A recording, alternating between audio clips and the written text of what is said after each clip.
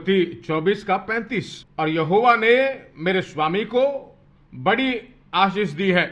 क्या शैतान ने बहुत बड़ी आशीष दी है उसके स्वामी को? नहीं, परमेश्वर यहोवा ने, उसने नहीं कहा है कि मेरे मालिक, मेरे स्वामी की खुद की कमाई है, मेरे स्वामी ने खुद अपने हाथों से कमाया है। नहीं, कहता है यहोवा, मुंह में आए तो क्या आना चाहिए? यहोवा ने मेरे स्वामी को बहुत। आज अगर आप बहुत आत्मिक बन जाते हो तो हाथ में पैसे नहीं रहेंगे। मैं पूछता हूं, क्या अब्राहम से भी आप आत्मिक हो? क्या भाई? अब्राहम को उसने कहा फ्रेंड है मेरा, भूमि में कोई भी काम करने से पहले मेरे मित्र अब्राहम को बिना बताए नहीं कहूंगा। इसको परमेश्वर ने कैसे आशीष दी? बहुत ही बड़ी आशीष दी। आशीष ही नहीं दी, बहुत बड़ी आशीष दी। और वो महान पुरुष हो गया और उसको भेड़ बकरी, गाय बैल, सोना रूपी दास दासियां, ऊंट और गधे दिए हैं। बहुत महान पुरुष हो गया, गाय बैल, सोना रूपी सब कुछ है।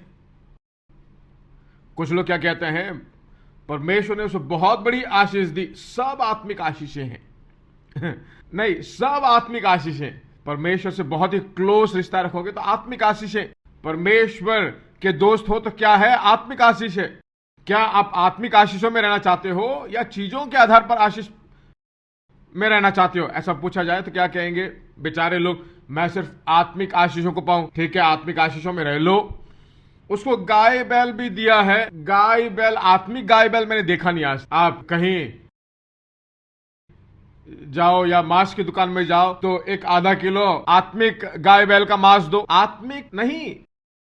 गाय बैल क्या है? आत्मिक गाय बैल नहीं, वो सब प्रकृति है। सोना रूपी आत्मिक नहीं है। अंदर चढ़ाइए इन बातों को, इनको अपने सोचों में लेकर आइए। अब्राहम महान पुरुष था और उसका बेटा गाय बैल के साथ बहुत ही बड़ी समृद्धि में बढ़ता रहा। याकूब कहता मेरे पास जो कुछ चाहिए सब कुछ है। यूसुफ अपने कष्ट काल में समृद्धि में रहा। कष्ट काल में उसको गुलाम बना दिया, एक दास के रूप में बेचा गया, गुलामों के बाजार में खड़ा है। पर भीतर कहता कि मुझे खटी नहीं होगी। वो मन में बस गया है, वह कभी कम नहीं हुआ, भरपूरी में है। गुलामों के बाजार में जंजीरों से बांधा हुआ खड़ा है, पर वो कहता है कि मैं बाहर आऊंगा, निकलूंगा यहां से। वो उसने कह दिया कि मेरी गांठ बनी रहेगे। वहां पर जो है जंजीरों में बंधा हुआ है, बाहर से अपमानित है पर भीतर अपमान नहीं। अंदर क्या है वही बहुत जरूरी है।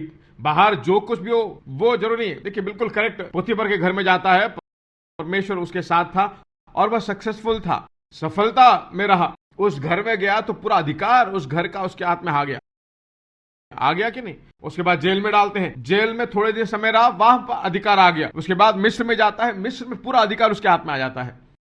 ऐसा ही एक मनुष्य को होना चाहिए। एक जगह जाता है तो पूरा अथॉरिटी उसके हाथ में आ जाए। क्या भाई? वही आशीष है, वही दैविक समृद्धि है। यूसुफ समृद्धि में रहा तो क्या हुआ? लोग, परमेश्वर के लोग बचाए गए, मिस्र देश बचाया गया, चारों ओर के देश बचाए गए। कलीसिया अच्छी होनी चाहिए। क्यों अच्छी होनी चाहिए? ताकि देश अच्छा हो। जब कलीसिया अच्छी होगी तभी देश अच्छा होगा। भरपूरी में होना चाहिए ना।